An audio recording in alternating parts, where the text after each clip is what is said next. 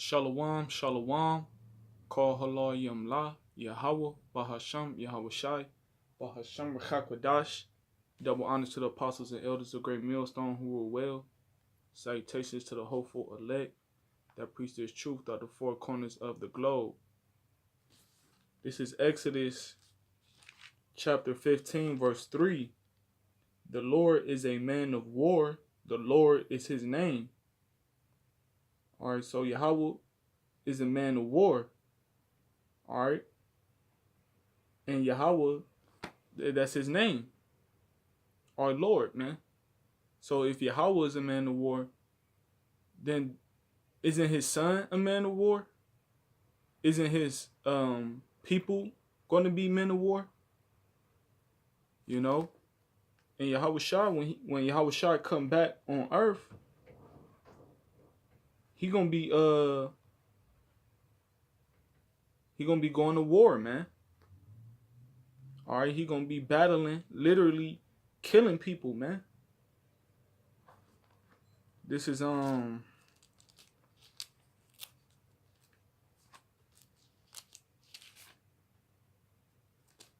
Matthew.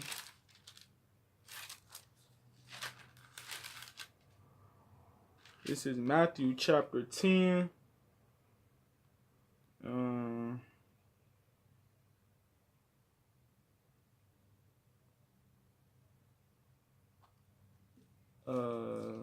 This is Matthew chapter 10, verse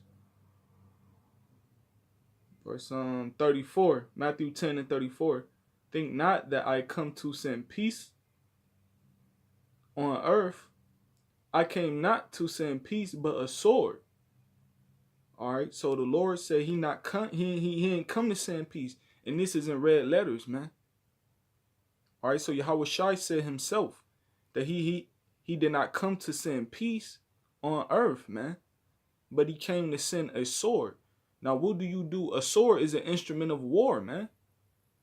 So that means the Lord is coming back to send a sword, all right, to send plagues, to send division, all right, to send destruction. And Yahawashi, who is ignorantly called Jesus, is going to come back with destruction, man. This is Matthew chapter 10, verse 28. And fear not them which kill the body, but are not able to kill the soul, but rather fear him which is able to destroy both soul and body in hell. Right, so that's what the Lord gonna be doing when he come back. He gonna be destroying niggas' bodies and their soul. All right, because when you read Zechariah, the 14th chapter, and you start at verse 12, when you read Zechariah 14, start at verse 12, man, it talk about them nuclear missiles. All right, and basically the plague is talking about that nuclear missiles melting, the radiation from the nuclear missiles literally melting every part of your body, man. But you still gonna be alive.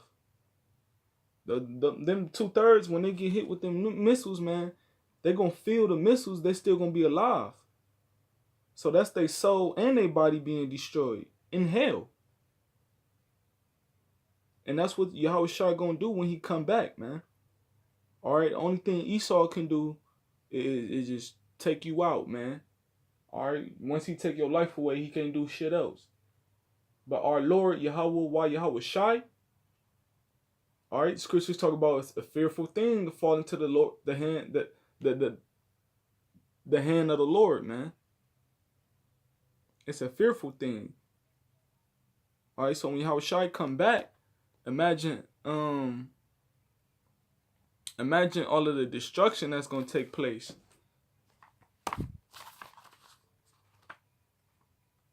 This is Second Esdras chapter 13. And I'm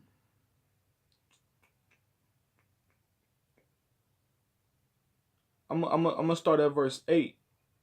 Second Esdras 13 and 8. And after this I beheld, and lo, All they which were gathered together to subdue him were sore afraid, and yet durst fight. All right, so when it's talking about all of those being gathered together, that's talking about all the armies of the earth, all the kings of the earth, all right, all the different armies of the different nations basically being coming together to fight up against Yahawashi, man. Can you believe that? All right, to fight up against someone that has control over everything under the sun, man. They're gonna be afraid, but the Lord gonna put the spirit on them to fight anyway. Verse 9, and lo, as he saw the violence of the multitude that came, he neither lifted up his hand, nor held sword, nor any instrument of war. Verse 10, but only I saw that he sent out of his mouth as it had been a blast of fire, and out of his lips a flaming breath, and out of his tongue he cast out sparks and tempest. Verse 11, and they were all mixed together, the blast of fire, the flaming breath, and the great tempest, and fell with violence upon the multitude which was prepared to fight, and burned them up every one. Right, so look, when Yahawashi come back, all right, and the different countries and their armies come up to fight against Yahawashi, all right, when Yahawashi basically destroy these niggas, man, all he gonna do is just basically blast these niggas, man. All right, with the chariot that he gonna come back on, man. All right, cause them chariots, man, they gonna be doing blasting fire, man. All right, and flaming breath, and sparks and tempest. You know, and it said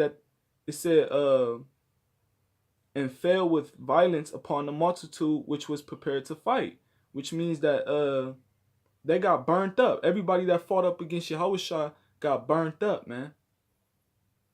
Cause that heat that Yahawashi coming back with, it ain't no regular old fire, man. Hey, that's a concentrated radiational heat. The Lord Yahweh's spirit is in that fire, man. So they gonna feel Yahweh's wrath literally while they being burnt alive. And that's what's gonna happen, man. It says, so that upon a sudden of an innumerable multitude, right? That's how many people gonna be fighting up against Yahawashi, man. It's gonna be it's gonna be so many people you can't even number them. That's how many people gonna be fighting up against Yahawashi, man. It says, nothing was to be perceived, but only dust and smell of smoke. When I saw this, I was afraid. And this is the vision that Esdras had, man. Esdras was given a vision of Yahawashi basically destroying these other nations, man. He had the Esdras, he literally had the opportunity to be able to see prophecy come to pass, man. Even though it hasn't come to pass yet, but he actually seen the prophecy. And he was given the gift to actually see Yahawashi, man. And to see his glory and to see the power that he hold, man.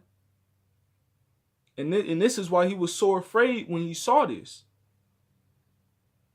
Because of the power that Yahawashi comes with, man. Hey, niggas gonna be dropping dead just by the sight of Yahawashi, man. And that's how much fear is gonna be when Yahawashi come back. It's gonna be hella fear in everybody's heart, man. Cause niggas gonna start to realize their transgressions. And in the presence of the Lord, it's just too much to bear, man. Lord willing, Yahweh will put the spirit on us to be able to be beamed up on the chariot, man.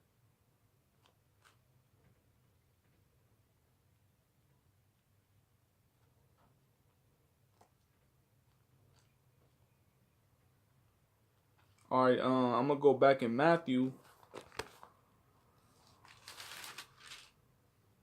This is Matthew chapter 24.